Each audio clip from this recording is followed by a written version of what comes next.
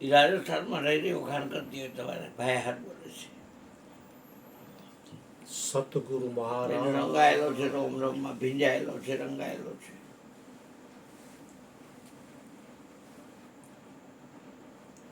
શ્રીમદ ભગવદ્ ગીતા શ્રી કૃષ્ણના મુખેથી પ્રગટેલું અમૃત છે. એક અર્જુનને નિમિત્ત બનાવી અને આવડો મોટો શ્રીમદ ભગવદ્ ગીતાનો ગ્રંથ આપણને એક પ્રસાદી રૂપે મળ્યો છે કે એમાંથી લોકોનું કલ્યાણ થઈ શકે એમ. અત્યારે આપણે 12મો અધ્યાય ગીતાનો વાંચ્યો, એમાં શ્લોક આવ્યો શ્રદ્ધાવાન લભતે જ્ઞાનમ.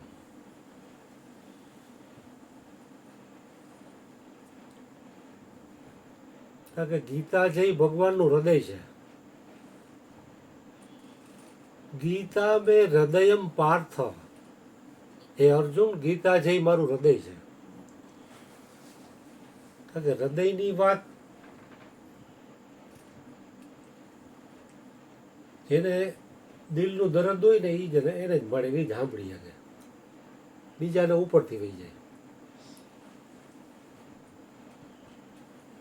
શ્રદ્ધાવાનમ લભતે જ્ઞાનમ તત્પરઃ સંયતે ઇન્દ્રિય જ્ઞાનમ લબ્ધવા પરામ શાંતિ મચી રેણાધિ ગચ્છતે. ફેરી નાખો જરા, મને તમારો ચહેરો દેખાય, તમને મારો ચહેરો દેખાય. બજારનો હવે આમ જોઈએ. અમારે પ્રેમ છે ભાઈ. શ્રદ્ધાવાનમ લભતે જ્ઞાનમ તત્પરઃ સંયતે ઇન્દ્રિય જ્ઞાનમ લબ્ધવા પરામ શાંતિ મચી રેણાધિ ગચ્છતે. શ્રદ્ધાવાળાને જ્ઞાન થાય છે, પણ ખાલી શ્રદ્ધાથી જ્ઞાન નથી થતું. શ્રદ્ધાવાનમ લભતે જ્ઞાનમ એટલે શ્રદ્ધાવાળાને જ્ઞાન થાય છે, એ વાત બરોબર છે. પણ તત્પરઃ સંયતે ઇન્દ્રિય, ઇન્દ્રિયોના સંયમની વાત પણ બીજા શ્લોકમાં આવી કે ઇન્દ્રિયોનો સંયમ કરે છે ભગવાન કૃષ્ણ કે એ મને ગમે છે, એ મને પામે છે. તત્પરઃ સંયતે ઇન્દ્રિય જ્ઞાનમ લબ્ધવા પરામ શાંતિ, એટલે પછી પરમ શાંતિ મળી જાય. ક્ષણિક શાંતિ નહીં, ઉછીની શાંતિ નહીં, ઉધાર શાંતિ નહીં, જેને કહેવાય પરમ શાંતિ.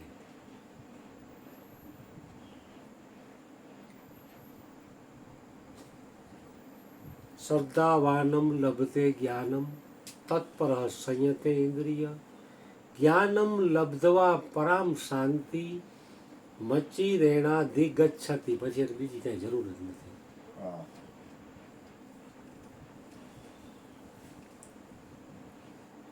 એવા સદગુરુ જેના હાચા એ હવને હરખા ગણે. સદગુરુને કોઈ અમીર ગરીબ, નાનો મોટો, ઉચ્ચ વર્ણ નીચ વર્ણ, એને એવો કોઈ ભેદ નથી. કારણ કે એની દ્રષ્ટિમાં પરમાત્મા સિવાય કાંઈ નથી, એટલે ભેદ ક્યાંથી કરે.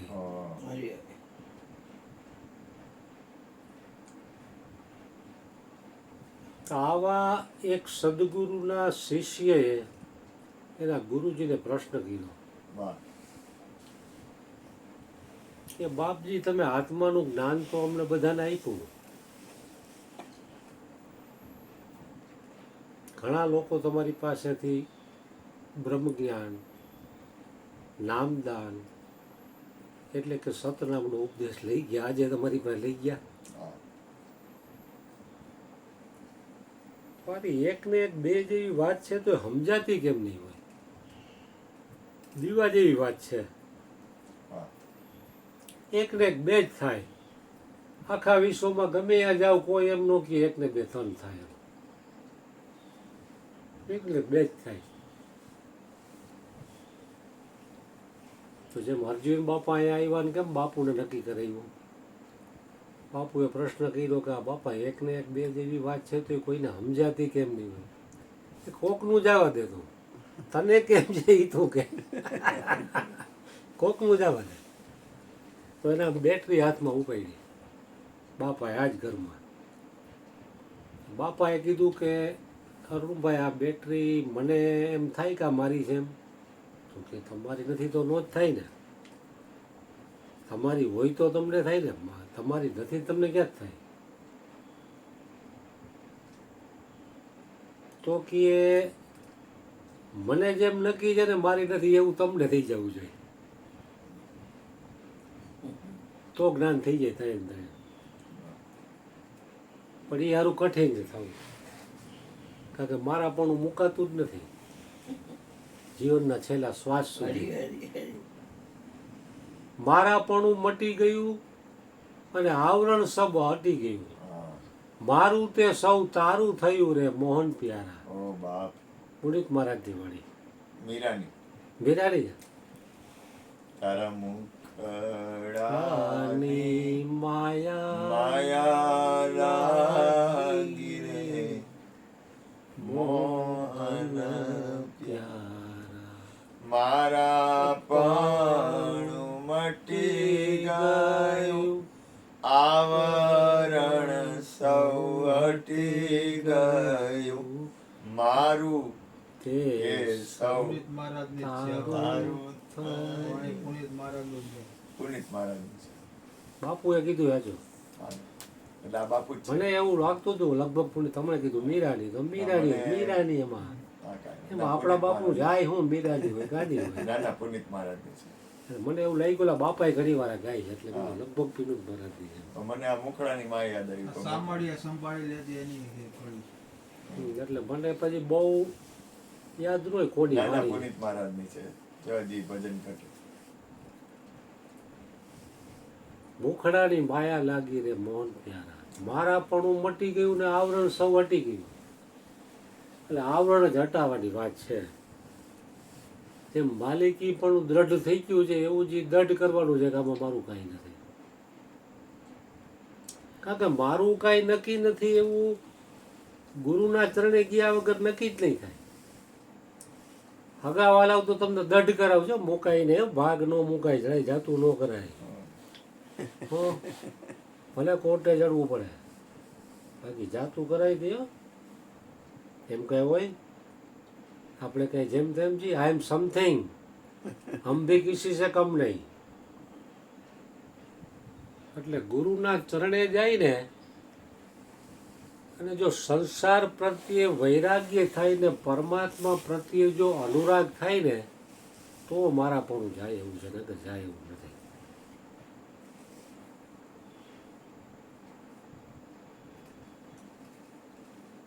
મારા હરિની હાટડીએ મારે કાયમનું હટાણું,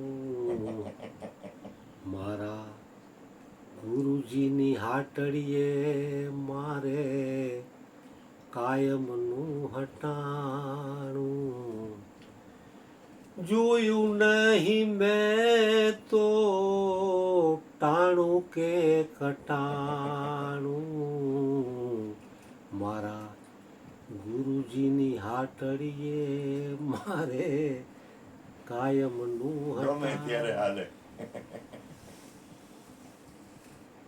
જોયું નહીં મેં તો ટાણું કે કટાણું, ગમે ત્યારે ગુરુજીની હાથડી જવાય 24 કલાક.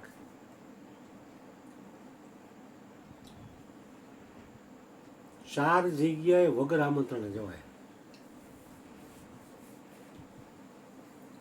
એક ભજન સત્સંગ ક્યાંય હોય તો એવો પાવર ન રખાય કે મને નથી કીધું એટલે હું ન જાઉં.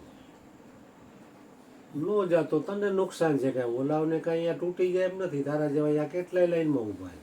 હા, બરાબર. તું નો જાતો અહીંયા કઈ ઊંધું વળી જાય એમ નથી. તું નો જાતો તને નુકસાની 1,12,000 તારા થાય, એને કઈ ફેર નથી પડતો. ભજન સત્સંગ ક્યાંય પણ હોય ને તમને વાયા વાયા ખબર પડે તો તો એમાં જવામાં આપણા બાપનું કાંઈ જાય નહીં. બાપુ કહે ને પોદરો પડે તો ચપટી જોરનો વધારો થાય, એટલે જવાય નહીં. એક કોઈનું શરીર છૂટી ગયું, મૃત્યુ થયું હોય તો વાયા ખબર પડે તો એમાં જવાય. કારણ કે મૃત્યુ છે એ સનાતન સત્ય છે ને કાયમી છે. આપણે લાઈનમાં જ ઊભા છે, આપણું એક દી આવશે. જેથી કરીને જવાથી જો થોડો ઘણો વૈરાગ્ય લાગવું હોય તો લાગે, આમ તો લાગે નહીં ગુરુની વાત સિવાય, પણ છતાંય જવામાં આપણા બાપનું જાય. હું આ બાપુ ગમે એ કોમનો હોય, રાતે 2 વાગે ગયા ફલાણા ભાઈ 2 ગયા તો એ જાય. આપણે તો હગાવાલા પૂરતા જ જાય. એટલે મૃત્યુ એટલે કે છેલ્લો વરઘોડો, એમાં આમંત્રણની રાહ ન જોવાય. એક મંદિરમાં ગમે ત્યારે જવાય. કોઈ મંદિરોમાં પ્રાણ પ્રતિષ્ઠા હોય, મોટો ઉત્સવ હોય. આ નટેશ્વર મહાદેવમાં હતું તો મને કંઈ આમંત્રણ નહોતું, તોય હું ગયો. હું ગયો નથી કોઈથી, પણ આમાં ગયો તો એમ પ્રસાદનું હતું, પણ પ્રસાદ લેવા નહોતો ગયો હું.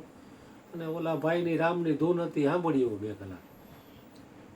ભાયણી હા, ભાયણી, અશોક ભાયણી છાપામાં હતું એટલે મને ખબર પડી. મેં તો હાલને રાતનું છે તો રાતનું છે તો આપણે જાય. દિવસની રથયાત્રા કાઢી હતી, એમાં નહોતો ગયો. અને બીજું એ કોઈ પણ સગાવાલામાં દર્દીની આ ખબર કાઢવા જવાય.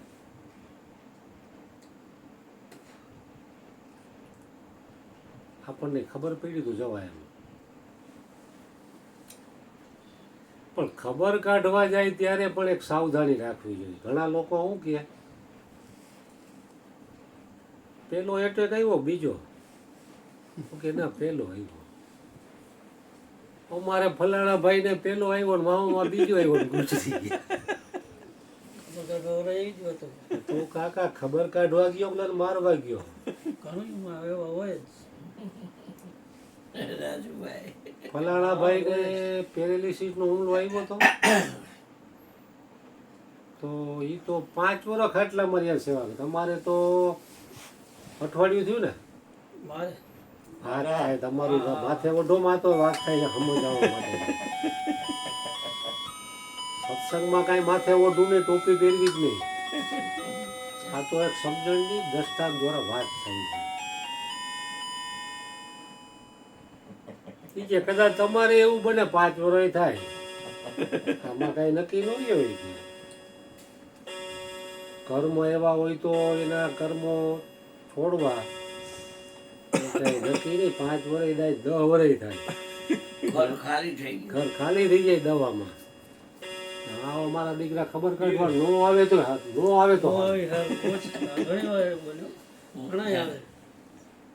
હા, મને પ્રોત્સાહિત કરવામાં નબળો પાડી હા, ઉલટાની એને હિંમત આપી છે, એના બદલે નબળા પડે. આવા માણસો નો આવે. સારું, મેં તો ઘણા જોયા. મારો અનુભવ 2 મહિના થઈ ગયો ને. તમને થઈ ગયો, તમને અનુભવ થઈ ગયો. એટલે આપણે ગમે એની ખબર કાઢવા જાય, અમુકનું એને અવરું ન કહેવાય. તમે હમણાં વાત કરી ને એ રીતે આશ્વાસન આપવું જોઈએ. કેવું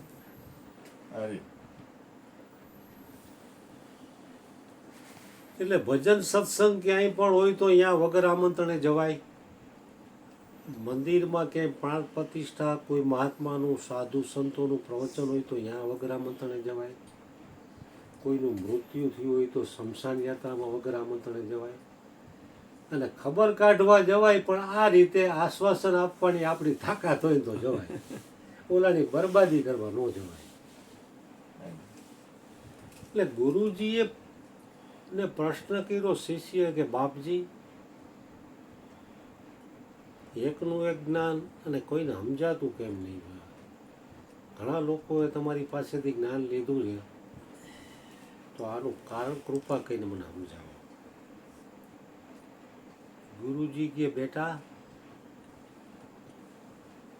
જ્ઞાન પચાવવામાં તું શ્રદ્ધા હતી એટલે મારી પાસે જ્ઞાન લેવા આવ્યો.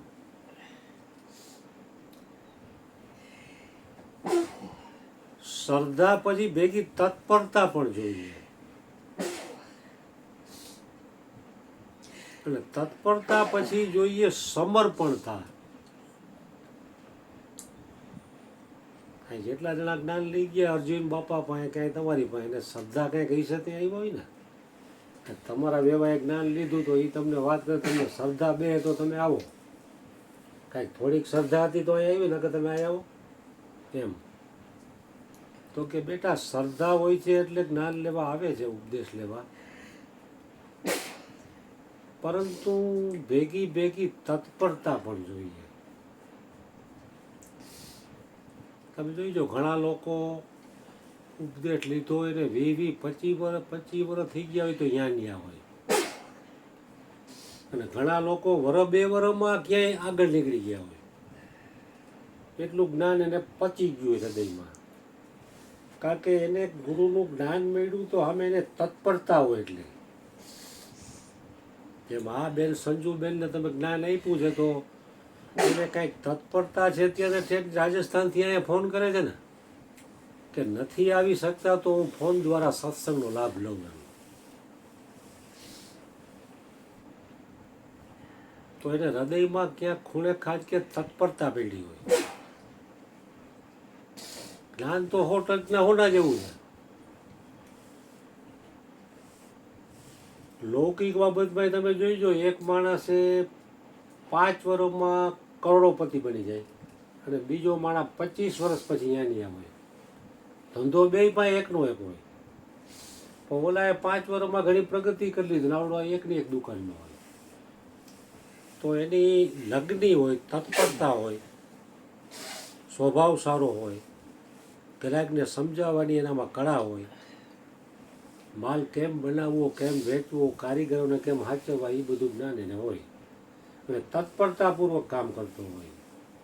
એટલે લૌકિક બાબતમાં એ માણસ પ્રગતિ કરે છે. તો લૌકિકમાં જો તત્પરતા વગરની, આ શ્રદ્ધા વગરનો કોઈ ધંધો કરે, 1 કરોડનું રોકાણ તમે કરો તો તમને એમ હોય કે હું 5 વર્ષમાં 1 ના 2 કરીશ, પછી નુકસાની જાય એ આપણા નસીબની વાત છે. પણ કર્યું તો હોય આપણે કમાવા માટે જ ને, છતાંય બધાય નથી કમાતા. કારણ કે મનુષ્ય યત્ન અને પરમાત્માની કૃપા બે જ્યારે મળે ત્યારે સોનામાં સુગંધ પડે, ત્યારે માણસ લૌકિકમાં આગળ આવે. આમાં પણ ગુરુનું જ્ઞાન અને શ્રદ્ધા, શિષ્યની તત્પરતા જોઈએ. તત્પરતા નહીં હોય તો કામ નહીં બને. એટલે ગુરુજી કે બેટા શ્રદ્ધાની સાથે સાથે તત્પરતા પણ જોઈશે મારું જ્ઞાન પચાવવા માટે. તો કે બેટા શ્રદ્ધા તત્પરતા હશે તો પણ પાછો એક મોટો સદગુણ શિષ્યમાં આવવો જોઈએ, જે ટોચ લેવલનો સદગુણ છે, સમર્પણતા. વાહ. પાછળ છે શ્રદ્ધા, તત્પરતા અને ભેગો ભેગો એની હારે સમર્પણ ભાવ. બે સમર્પણતા હશે ને તો એ મારું જ્ઞાન ગુરુજી શિષ્યને કે એ ચેલામાં જેમ સેમ પ્રગટ થઈ જાય. મારો જે અનુભવ છે એ શિષ્યનો અનુભવ થઈ જશે. વાહ પછી સત શિષ્ય નહીં રહી, સદગુરુ બની જશે. વાહ વાહ.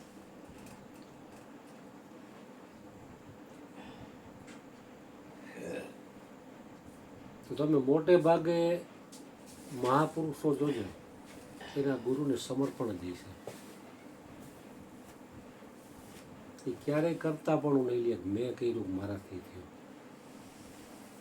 શ્રદ્ધા એનામાં હોય, તત્પરતા પણ હોય, અને એથી પણ ટોચ લેવલનો સદગુણ સમર્પણ ભાવ. જેટલું જેટલું ગુરુનું જ્ઞાન હૃદયમાં પચે ને એટલો એટલો શિષ્યનો ગુરુ પ્રત્યેનો સમર્પણ ભાવ પેશાબ કરવા જાઉં છું બેટા. વધતો જાય.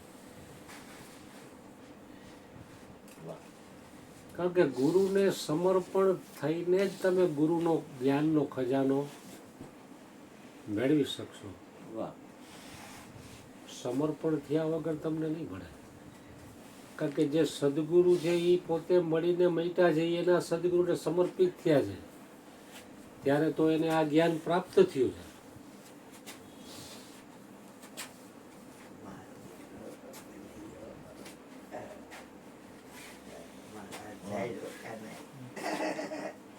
એટલે સમર્પણતા છે ને એ ટોચ લેવલનો સદગુણ છે.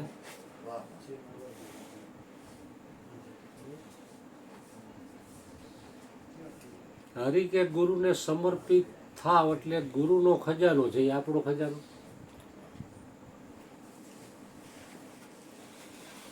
હરિગુરુ સંતો તો આવા સુપાત્ર શિષ્યોની શોધમાં હોય છે કે આ મારો જ્ઞાનનો ખજાનો એવો કોઈ સુપાત્ર સત્શિષ્ય મને મળે કે હું એને આપું, જેથી એનો સદુપયોગ થાય, સૌનું કલ્યાણ કરે.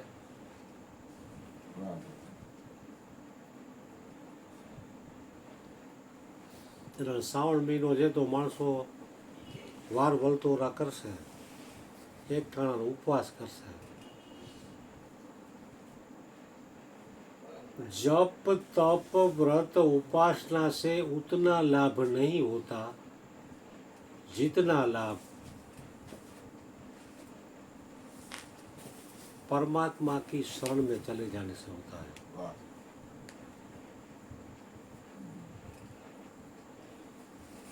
जैसे कोई धनवान नहीं संतान सेठ किसी अनाथ बच्चे को गोद में ले ले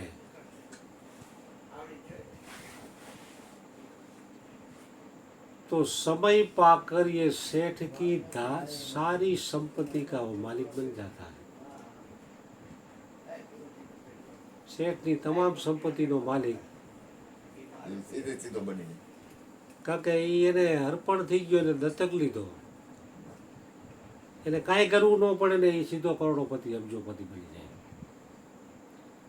તો લૌકિક બાબતમાં જો કોઈ શેઠ આવી રીતે અનાથ બાળકને લઈ લે અને જો કરોડોપતિ અબજોપતિ બની જતો હોય તો હરિગુરુ સંતો તો બાપના બાપ છે, એ તો દાતા જ, એના તેવો દાતાર કોઈ નથી દુનિયામાં. સદગુરુ બિન દાતા નહીં જગ હે માંગનહાર.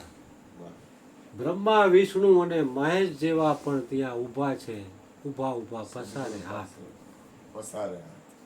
એ પણ ત્યાં માગે છે. તો એવા સદગુરુ બ્રહ્મવેતા તત્વવેતા મહાપુરુષના શરણે કોઈ અનન્ય ભાવથી જો શરણે થઈ જાય તો એનો મેળો પાર થઈ જાય. એનો બેડો તો पार થઈ જાય, પણ એની મીઠી निगाहें जिस पर पड़ती है उसका भी बेड़ा पार हो जाता है. नजरों से वो निहाल हो जाते हैं जो ब्रह्मवेता महापुरुषों की निगाहों में आ जाते हैं. કારણ કે એની આંખોમાંથી અમૃત વરસતું હોય છે, એની દ્રષ્ટિ જેના ઉપર પડે એનું પણ કલ્યાણ થઈ જાય. મહાપુરુષોને સ્પર્શીને આવતો જે વાયરો રહ્યો ને એ નરક ઉપર જાય તો નરકમાં સબળતા જીવોને પણ સુખ શાંતિ આપે છે. એટલી બધી એની પરાકાષ્ઠા છે.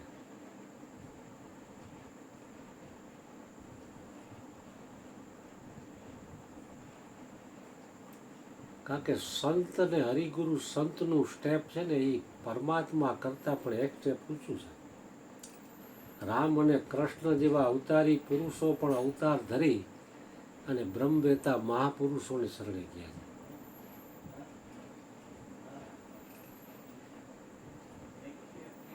છે. વર્ણે ગુરુ ગૌરવ દેવ ત્રણે પ્રણમુ ગુરુ દેવ ત્રણે ચરણે.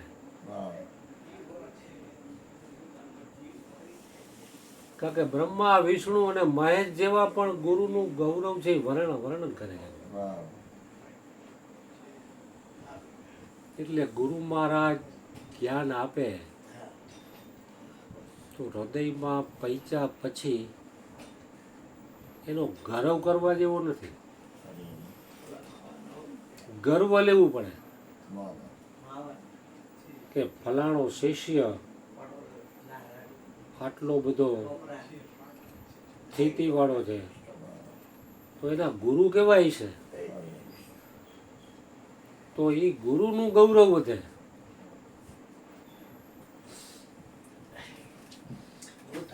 પણ શિષ્ય જ જો કાંઈ કરે નહીં તો ગુરુનો મહિમા ઘટે. વાંચે વાસના થતા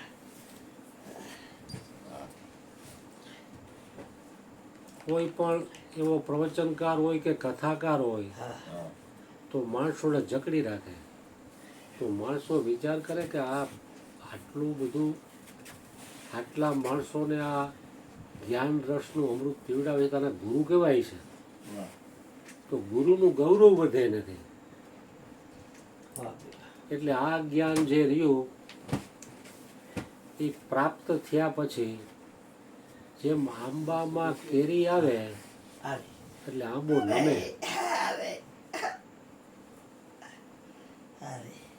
આંબો નમે, એને કોક પાણો મારે તો એવડો ફળ દે. હા. તો મહાપુરુષોને કોઈ નિંદા કરે કે સ્તુતિ કરે એને કાંઈ લેવા દેવા નથી, પણ ગાળો રૂપી પાણા મારે ને તોય હૃદયથી એમ કે એનું કલ્યાણ થાય. વાહ, વાહ. એને શ્રાપ ન આપે વાહ. કે હા જા હારે તારું ધનત પરત થાય, એમ ન કે. નો.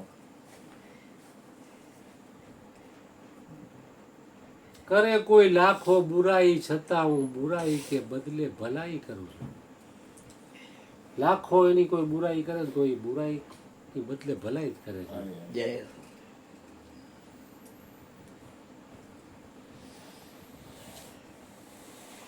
એટલે શ્રદ્ધા, તત્પરતા અને સમર્પણ ભાવ છે ને એ બહુ ઉચ્ચ લેવલનો છે, હાઈ લેવલનો છે.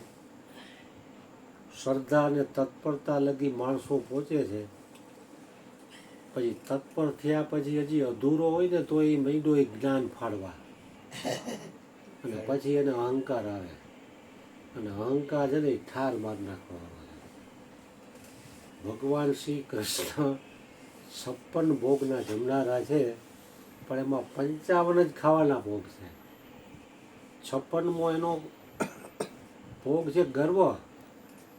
એનું એક નામ ગર્વ ગંજન પણ છે. સર્વના ગર્વને ગણનારા દયાળુ દેવ દ્વારિકા વાળા. પછી જ્ઞાનનો હોય, ધનનો હોય, રૂપનો હોય, બુદ્ધિનો હોય, સત્તાનો હોય, એકેય ગર્વ રહેવાનો નથી. અરે, અરે. વાહ, વાહ. ગર્વ કિયો સોઈ નર હાયરો. હા. સિયા રામજી ગર્વ કિયો સોઈ નર હાયરો. વાહ. જય એટલે કોઈ પણ પ્રકારનો ગર્વ છે ને એ ભગવાન રહેવા નથી દેતા. જેવી રીતે નારદજીને ગર્વ થયો, તપ કર્યું અને કામને ને ક્રોધને વશ કરી લીધા. શ્રદ્ધા ને તત્પરતા લગી હતા, સમર્પણતા સુધી નહોતા પૂછ્યા, એટલે ગર્વ થયો. મલકાતા મલકાતા અહંકાર ભર્યા ડગલા માંડતા માંડતા માંડતા શિવજી પાસે ગયા. શિવલોકમાં શિવજી આવ્યા એટલે સ્વાગત કર્યું, આસન આપ્યું, પૂજા કરી. આવો આવો, કૈલાસ લોક પાવન કર્યો તમે. પછી નારદજીએ જ વાત ઉખેરી, હમણાં શું હાલે છે કંઈક સમાચાર? તો શિવજી કે હું તો અહીંયા કૈલાસમાંથી કે જાતો નથી, મને કાંઈ ખબર ન હોય, તમે જ આપો કાંઈ નવા સમાચાર હોય તો કે તમે તો ખાલી ક્રોધને જ કામને જ વશ કર્યો, ક્રોધને નથી કર્યો. પણ આ ભાઈડાએ કામને અને ક્રોધને દઈને વશ કર્યો. નારદીઓ કહે, કારણ કે નારદ મુનિમાંથી નારદીઓ થઈ ગયો, અહંકાર આવ્યો ને એટલે હેઠો ઉતરી ગયો. બાપરે બાપ શિવજીને અંદર દયા આવી, કરુણા આવી કે આ અહંકાર કરશે આનું પતન થશે. એટલે ભગવાન શિવજી કે નારદજી, તમે કામ અને ક્રોધ બેયને વશ કર્યા તો બહુ સારી વાત છે, પણ મને ભલે કીધું બીજા કોઈને ન કહેતા. इनकार भी तो आमंत्रण देने वाला बन जाता है. ઓહ, તને વાત કહું છું, કોઈ કહેતો નહીં એટલે તું બીજાને કહે. બૈરા હું કે ખાનગી વાત છે ફલાણાની, તને કહું છું કોઈ કહેતી નહીં. એટલે ઓલી બાઈ છે ને બીજે જ દી બીજાને કહે. એવી રીતે લાકડીઓ તાર એવો ગોઠવાઈ જાય ને કે બધે તમારી વાત ફેલાઈ જાય. પણ હારી વાત હોય એનો પ્રચાર નહીં થાય. આ દિવાલને મેલી કરવી હોય તો મારે કાંઈ કરવું ન પડે, પણ ચોખ્ખી કરવી હોય તો ડેટોલના પોતા મારી મારી ઘસવી પડે ત્યારે એનો કલર દેખાય. એવી રીતે કુપ્રચાર સહેજે સહેજે પડ્યો છે. સુપ્રચાર કરવા માટે ચામડા લાલ થઈ જાય, એમનો નથી થતો. એટલે ભગવાન શિવજીએ કરુણા કરીને નારદજીને કહે, મને કીધું એનો વાંધો નહીં, પણ આ બીજા કોઈને તમે કહેતા નહીં. અને વિષ્ણુ તો કહેતા જ નહીં. વિષ્ણુને તો હાવ કહેતા જ નહીં, હા, નકર તમારી પથારી ફેરી દે. એટલે સીધે સીધા નારદજી ત્યાંથી વિષ્ણુ લોક તરફ ગયા. એ કે શિવજીનું નીચું દેખાય ને એટલે મને ના ભાઈ. હા, મેં કામ અને ક્રોધ બેયને કબજે કર્યા, એટલે ખાલી કામને જ બાળીને ભસ્મ કર્યો. ક્રોધી તો છે જ એ. એટલે હું એના કરતાં આગળ ગણાવું. એટલે એનું વાંકડે વિષ્ણુ પાસે નબળું દેખાય એટલે મને ના પડી. ગયા વિષ્ણુ લોકમાં. વિષ્ણુ ભગવાને આમ શેષ શૈયા ઉપર મરક મરક દાંત કાઢતા હતા, જાગતા હોતા હતા. લક્ષ્મીજી પગ ચંપી કરે છે. આવો આવો નારદજી બેઠા થઈ ગયા, સ્વાગત કર્યું, અમારું વૈકુંઠ પાવન કર્યું. સારું કહેવાય, તમે ઘણા સમયે મળ્યા, આવો આવો, કાંઈ આજ્ઞા હો તો બોલો, દાસ તમારી સેવામાં હાજર છે. તો કે આજ્ઞા તો કાંઈ નથી પ્રભુ, પણ હમણાં હું ઘણા ટાઈમથી દેખાતો નહોતો. એનું કારણ એ હતું, હમણાં હું તપ કરતો હતો. સારું કહેવાય, તપ કરતા તો ઘણી ઊંચી વાત કહેવાય. તપસ્વી બીયો અધિક યોગી, યોગી બીયો અધિક જ્ઞાની. બહુ ઊંચી વાત કહેવાય તપ કર્યું તો. પણ તપ કહીને મને હું પહેર્યું એ તો તમે પૂછો. બોલો બોલો, શું થયું? એ કે શિવજીએ ખાલી કામને જ વશ કર્યો છે, મેં કામ અને ક્રોધ બેયને વશ કરી લીધા. ઓય બાપા. શું વાત છે?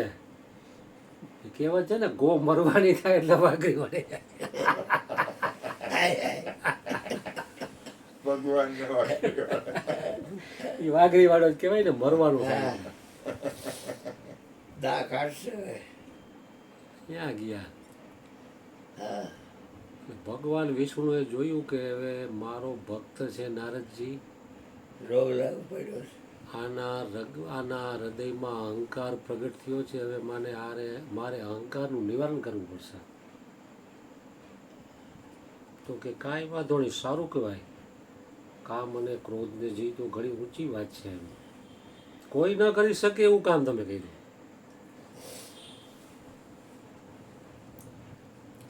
તો એને તરત જ એક આખી નગરી ઊભી કરી દીધી. નારદજી હાલતા હાલતા હાલતા હાલતા ગયા,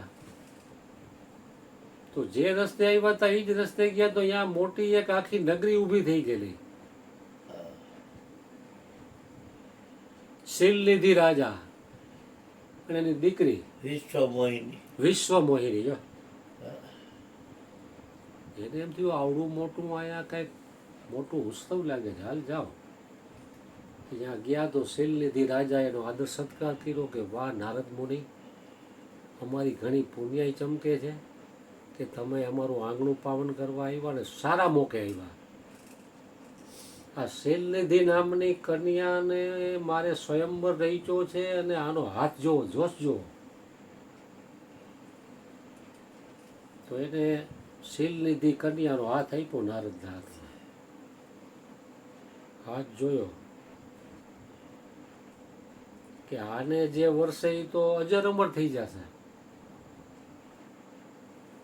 આવી રેખા એની બતાવે છે. પણ હાથ પકડ્યો ત્યાં જ કામ ઉત્પન્ન નહીં ગયો. અરે ભગવાન, એટલે કામ ઉત્પન્ન થયો, રેખા જોઈ ત્યાં કે આને તો જે પરણશે ઈ અજર અમર થઈ જશે. હું મારો અજર અમર તો છું નહીં. હવે કામે ઉત્પન્ન થઈ ગયો એટલે આને પરણી લઉં એટલે મારે ઈ કામે થાય અને પાછું અજર અમર થઈ જાવ એટલે જીવું ત્યાં લગી હું ભોગ ભોગવે રાખું. અને આનંદ, અને આનંદ મોજે મોજ, હા, મોજે દરિયા. મોજે દરિયા.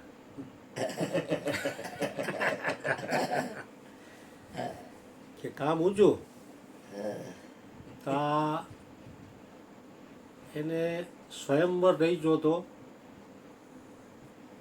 આ કન્યા જે રહી ને શીલનિધિ, જેને વરમાળા પહેરાવે એની યારે લગ્ન કરવાના. શીલનિધિ રાજા હતો, હા, વિશ્વ મોહિની કન્યા. વિશ્વ મોહિની. શીલનિધિ રાજાએ નક્કી કરેલું કે આ જેને કન્યાને જે ગમે, જે રાજા એને એને ફૂલમાળા પહેરાવે તેને લગ્ન કરવા. હા, નારદજીએ વિચાર્યું કે મારું મોઢું ને ટકો ને ચોટલી જોઈને તો મને વરમાળા પહેરાવશે નહીં. હાલ વિષ્ણુ પાસે જાઓ. એ કે પ્રભુ મને તમારું રૂપ આપો. પ્રભુને ખબર જ હતી કે મારો દીકરો આવશે. મેં જાણતા થા તું જરૂર આવેગા. આવ ઠાकुर આવ, મેં જાણતા થા તુમ જરૂર आओगे. ઓકે બાપ, આવી બોલ્યા. એ કે તમારું રૂપ મને આપો. એટલે એમાં શું હતું, કાંઈ વાંધો નહીં, તથાસ્તુ કહીને આપી દીધી. નારદજી તો એક તો કામ ક્રોધને જીતેલો અને એમાંય પાછું વિષ્ણુનું રૂપ, એટલે આમ મલકતી ચાલે ગયા પાછા અહીંયા ગયા. એટલે સિંહાસનો નાખ્યા હતા, ઘણા રાજાઓ આવ્યા હતા. પહેલી હરોળમાં બેહી ગયા. એમાં પહેલી જ લાઈનમાં પેલાવેલા જ બેસી ગયા કે વિશ્વ મોહિનીને બહુ દૂર લગી જવું નહીં. ઘણા રાજાઓ હતા, હજારોની સંખ્યામાં. એ કે પેલી જ મને વરમાળા પહેરાવી દે એટલે કામ પતી જાય. ખોટું એને હેરાન થવું ને મારે ઝડપથી લગ્ન થઈ જાય. 2 કલાક વહેલા થઈ તો કોના બાપનું? ભૂકા કાઢે ભાઈ.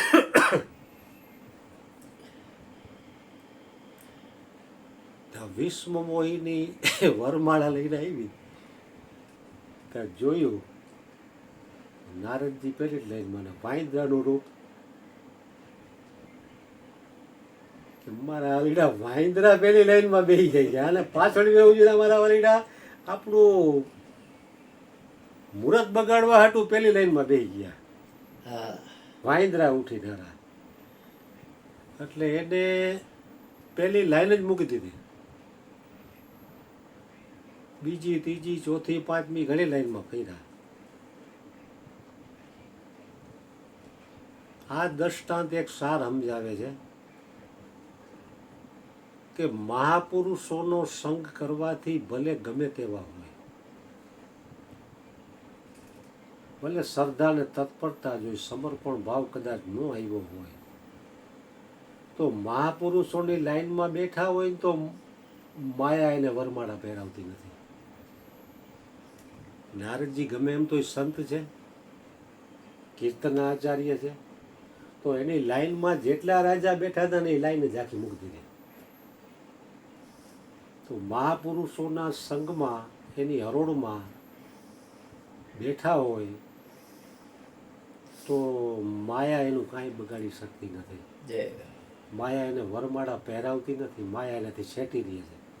માયા છેટી રહી એટલે તો એ દીકરો મારો સત્સંગમાં આવે, નકર માયામાં નો હલવાયેલો હોય. હરી હરી.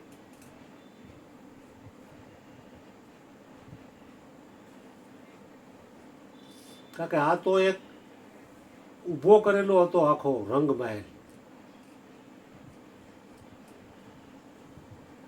માળા નો પહેરાવી ને અને એમાં ઓલા ભગવાન વિષ્ણુએ 2 એના નોકરોને ગણોને મોકલેલા.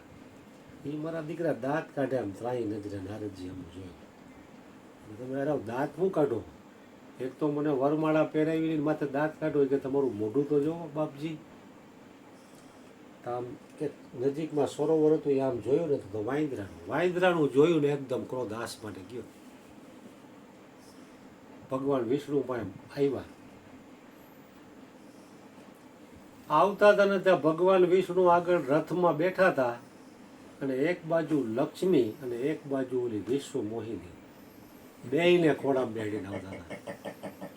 મારો દીકરો કે મારી ઉપર કપટ કરી ગયો અને વાંદરાનું રૂપ આપી અને વિશ્વ મોહિનીને પડાવી ગયો. એકદમ ક્રોધિત થયા.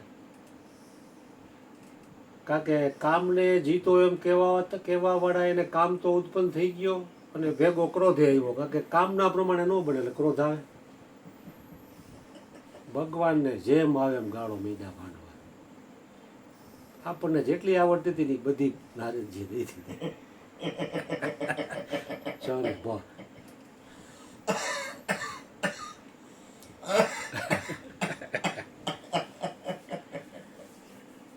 બધી ગાળો ભાંડી. પછી ભગવાને આમ કહીને આમ કર્યું ને ત્યાં માયા હંકેરી લીધી કે શું વાત કરો છો પ્રભુ, આ શું હતું? તો કે તમને અહંકાર આવ્યો હતો ને કે મેં કામ અને ક્રોધ બેને જીતી લીધા છે એટલે તમારો અહમ ઓગાળવા માટે જ મારે આ કરવું પડ્યું.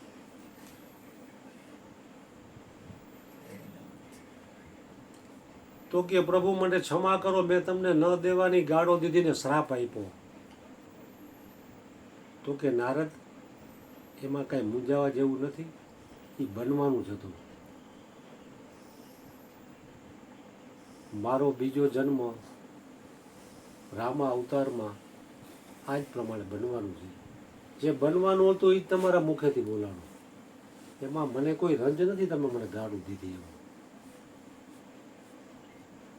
વ્યાપક પરમાત્માએ તમને નિમિત્ત બનાવીને જે બનવાનું હતું એ જ બોલાવ્યું છે. એમાં કાંઈ ખોટું નથી અને માફીનો કોઈ પ્રશ્ન જ નથી. નારદજીને બહુ પસ્તાવો થયો. કામનો ક્રોધનો બધો અહંકાર ઓગળી ગયો નારદજીનો. પ્રભુના ચરણોમાં વ્યા ગયા, પ્રભુ મને માફ કરો. એટલે આ ગીતાનો મહિમા અપરંપાર છે. ગીતાના એક એક શ્લોકમાં બ્રહ્મજ્ઞાન છુપાયેલું છે. એનું જેટલું ઊંડું ચિંતન, મનન અને નિધિધ્યાસન કરીએ એટલો એમાંથી સાર નીકળે છે. નિત્ય નવીન રસ છે. એકનો એક અધ્યાય કાયમ વાંચો તો તમને કંટાળો ન હોય, અંદરથી આનંદ જ આવે.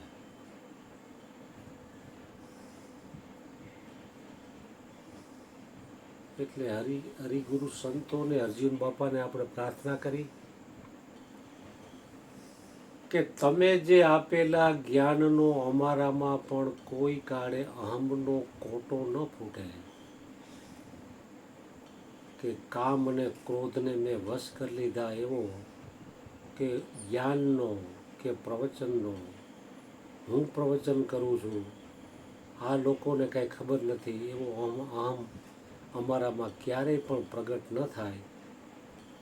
સર્વના ગર્વને ગણનારા દયાળુ દેવ દ્વારિકાવાળા, હે ગુરુજી, અમારામાં ક્યારેય અહમનો કોટો ન પ્રગટે એવી તમે અમારા ઉપર કરુણા કૃપા કરજો. સતગુરુ મહારાજ જય.